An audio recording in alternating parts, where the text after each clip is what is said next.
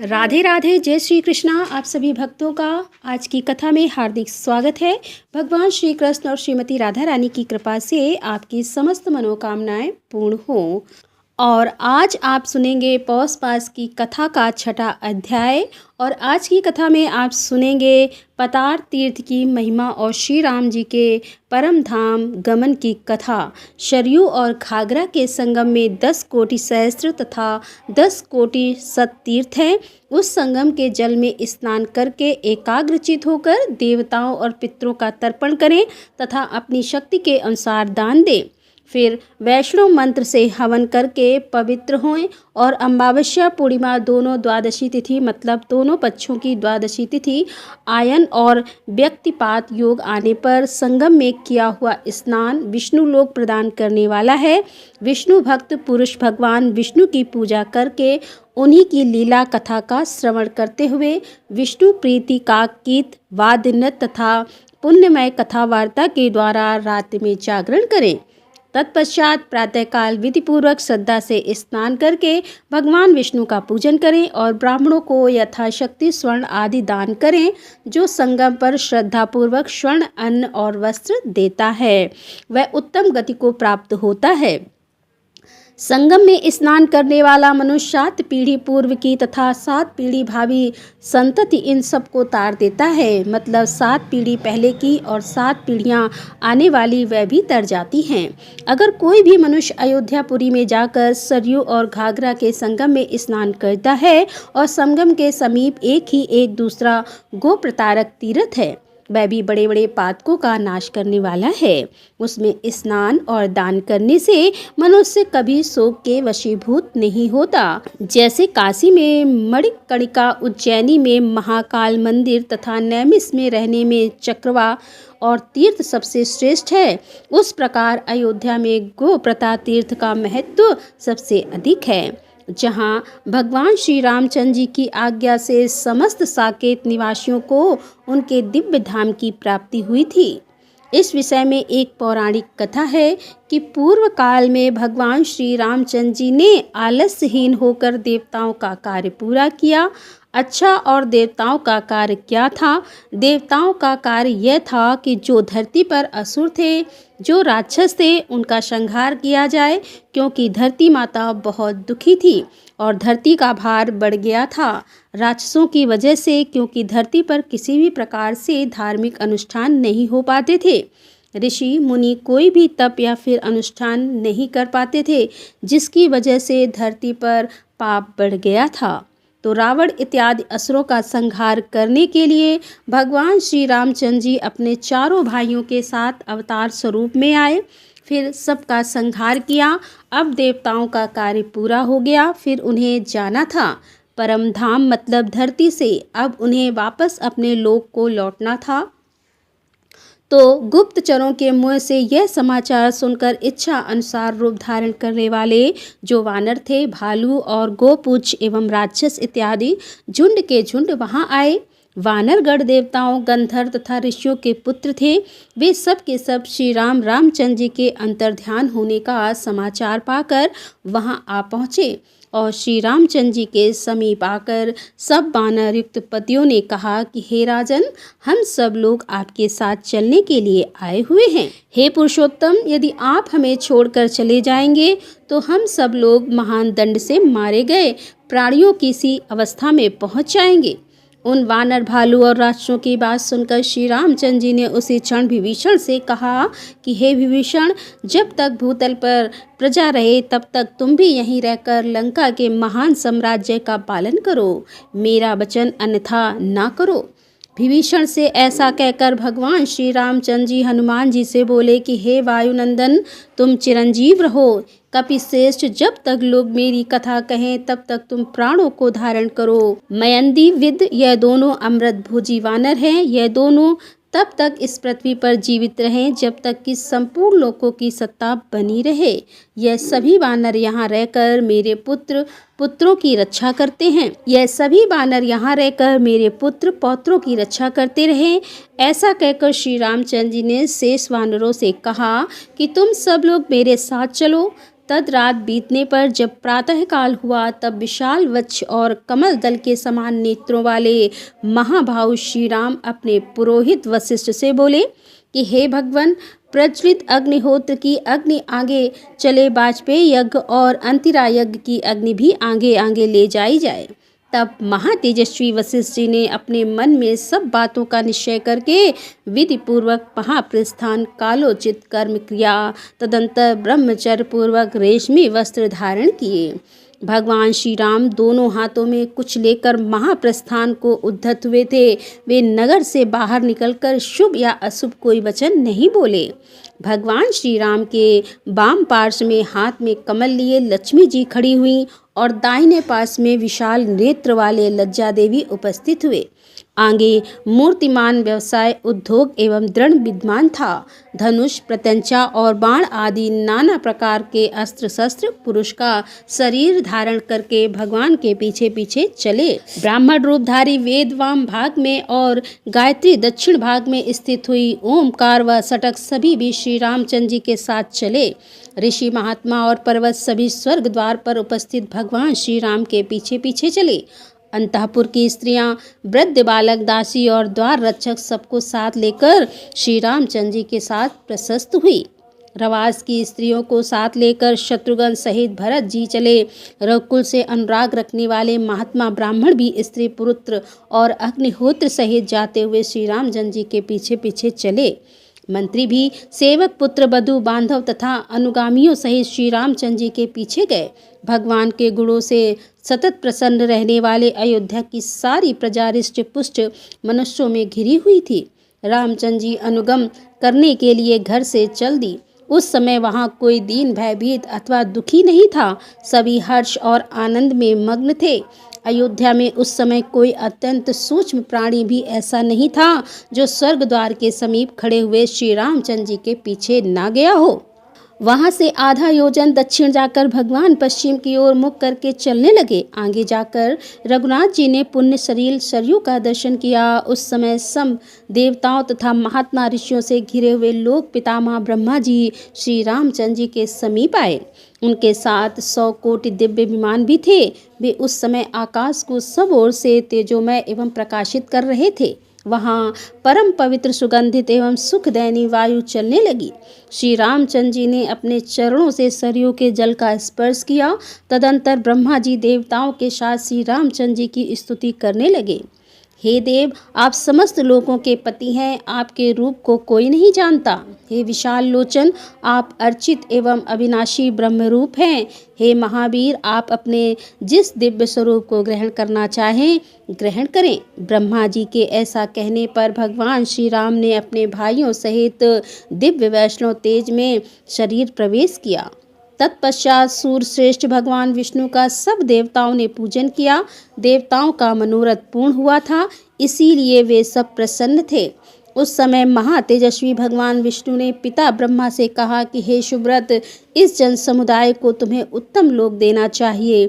भगवान का यह आदेश पाकर सर्वलोकेश्वर ब्रह्मा ने कहा, समस्त मानव सांतानिक लोक में निवास करेंगे। स्वर्ग द्वार तीर्थ में श्री रामचंद्र जी का चिंतन करते हुए जो प्राण त्याग करता है वह परम उत्तम सांतानिक लोक को प्राप्त होता है। सांतानिक लोक मेरे लोक से भी ऊपर है। वानर आदि में से जो जिस देवता के अंश थे वे उसी में मिलेंगे। शूर पुत्र सुग्रीव सूर्यमंडल में चले जाएंगे। ऋषि, नाग और यक्ष सभी अपने अपने कारण को प्राप्त कर लेंगे। हे देवेश्वर, ब्रह्मा जी के ऐसा कहने पर गो प्रतारक में उपस्थित जल सरयू को प्राप्त हुआ। तत्पश्चात वहाँ सरयू जल परिपूर्ण हो गया। फिर तो सबने जल में डुबकी लगाई और हर्षपूर्वक प्राण त्याग करके मनुष्य शरीर को त्याग दिया तथा विमानों पर बैठकर दिव्य लोक को प्रस्थान किया।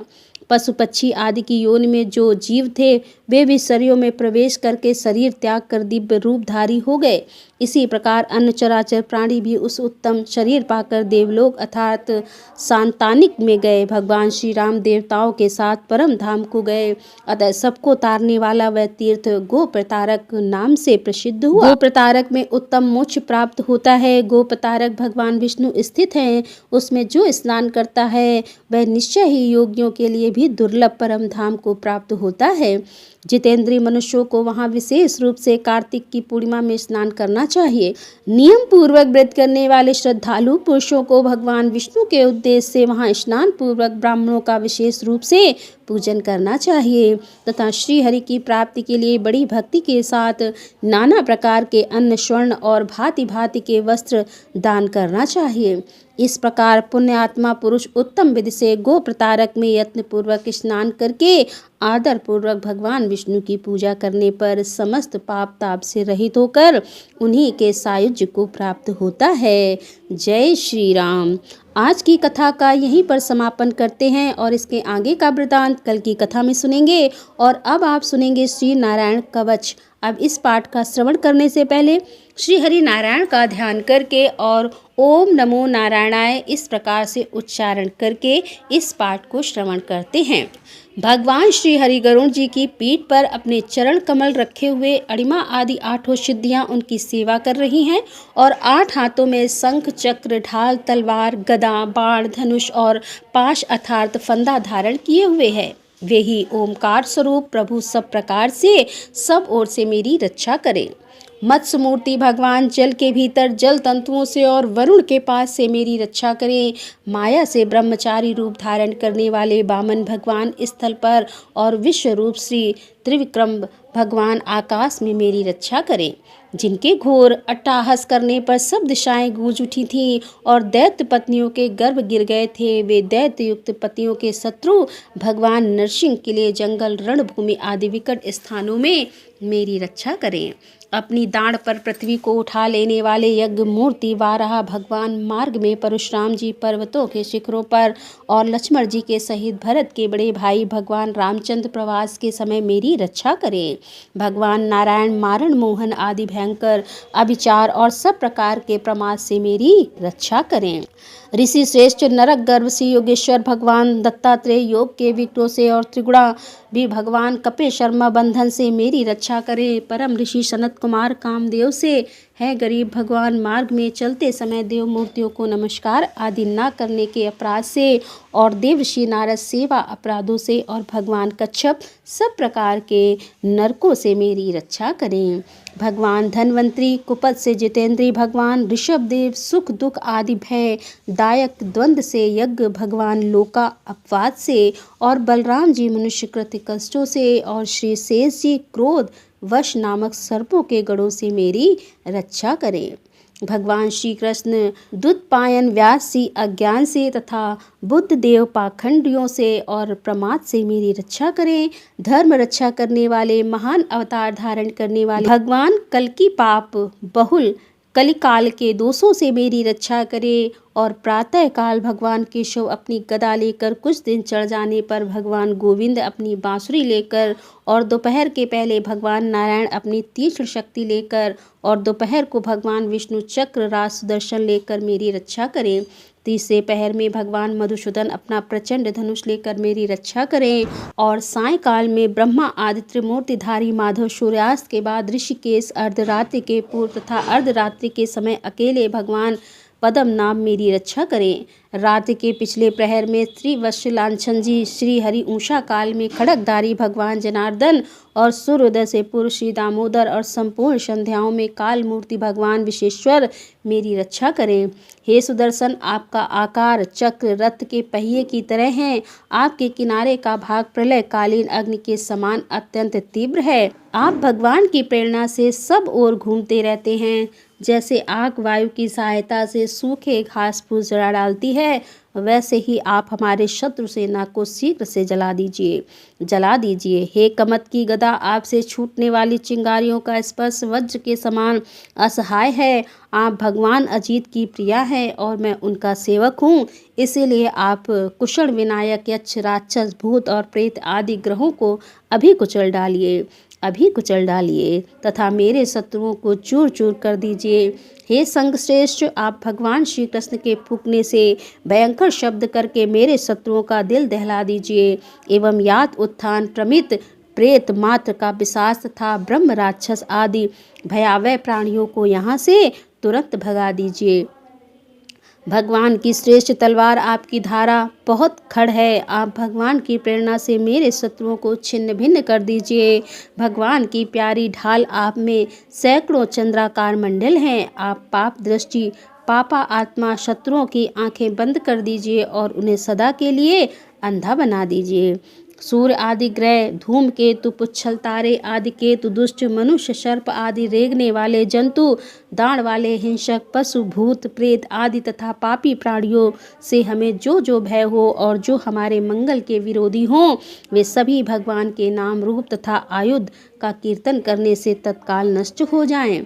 बृहद्रथ आदि शामदेव स्त्रोत में जिनकी स्तुति की जाती है, वे वेद मूर्ति भगवान गरुड़ और विश्वक्सेन जी अपने नाम उच्चारण के प्रभाव से हमें सब प्रकार की विपत्तियों से बचाएं। श्री हरि के नाम रूप वाहन, आयु तथा श्रेष्ठ पार्षद हमारी बुद्धि, इंद्रिय, मन और प्राणों को सब प्रकार की आपत्तियों से बचाए। जितना भी कार्य अथवा कारण रूप जगत है वह वास्तव में भगवान ही है। इस सत्य के प्रभाव से हमारे सारे उपद्रव नष्ट हो जाएं। जो लोग ब्रह्मा और आत्मा की एकता का अनुभव कर चुके हैं, उनकी दृष्टि में भगवान का स्वरूप समस्त विकल्पों से रहित है, भेदों से रहित है। फिर भी वे अपनी माया शक्ति के द्वारा भूषण, आयुध और रूप नामक शक्तियों को धारण करते हैं। यह बात निश्चित रूप से सत्य है। इस कारण सर्वज्ञ सर्वव्यापक भगवान श्री हरि सदा सर्वत्र सब स्वरूपों से हमारी रक्षा करें। जो अपने भयंकर अट्टहास से सब लोगों के भय को भगा देते हैं और अपने तेज से सबका तेज ग्रसित कर लेते हैं, वे भगवान नरसिंह दिशा विदिशा में नीचे ऊपर बाहर भीतर और सब ओर से हमारी रक्षा करें।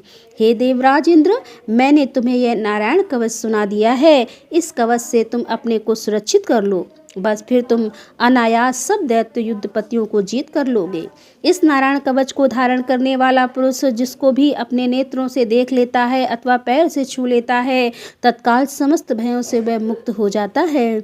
जो इस वैष्णवी विद्या को धारण कर लेता है, उसे राजा, डाकू, प्रेत, पिशाच आदि और बाघ आदि हिंसक जीवों के कभी किसी प्रकार का भय नहीं होता। देवराज, प्राचीन काल की बात है कि एक कौशिक गोत्री ब्राह्मण ने इस विद्या को धारण करके योग धारण से अपना शरीर मरुभूमि में त्याग दिया। अब जहाँ उस ब्राह्मण का शरीर पड़ा था, उसके ऊपर से एक दिन गंधर्व राज चित्ररथ अपनी स्त्रियों के साथ विमान पर बैठकर निकले। वहां आते ही वे नीचे की ओर सिर किए विमान सहित आकाश से पृथ्वी पर गिर पड़े। इस घटना से उनके आश्चर्य की सीमा न रही। जब उन्हें बालकाल में मुनियों ने बतलाया कि यह नारायण कवच धारण करने का प्रभाव है, तब उन्होंने उस ब्राह्मण देव की हड्डियों को ले जाकर पूर्ववाहिनी सरस्वती नदी में प्रभावित कर दिया और फिर स्नान करके वे अपने लोक को चले गए। श्री सुखदेव जी कहते हैं कि हे परीक्षित, जो पुरुष इस नारायण कवच को समय पर सुनता है और जो आदर पूर्वक से धारण करता है, उसके सामने सभी प्राणी आदर से झुक जाते हैं और वह सब प्रकार के भयों से मुक्त हो जाता है। हे परीक्षित, सतकृत इंद्र ने आचार्य विश्वरूप जी से यह वैष्णवी विद्या प्राप्त करके रणभूमि में असुरों को जीत लिया और त्रैलोक लक्ष्मी का उपभोग करने लगे। श्री नारायण कवच संपूर्ण हुआ। दोस्तों, ये थी आज की कथा। यदि कथा पसंद आई हो तो वीडियो को लाइक जरूर करें, शेयर करें और चैनल पर पहली बार आ रहे हैं तो हमारे चैनल को सब्सक्राइब कर लें। मिलते हैं अगले वीडियो के साथ। तब तक के लिए राधे राधे, जय श्री कृष्णा, हर हर महादेव, जय भोलेनाथ की।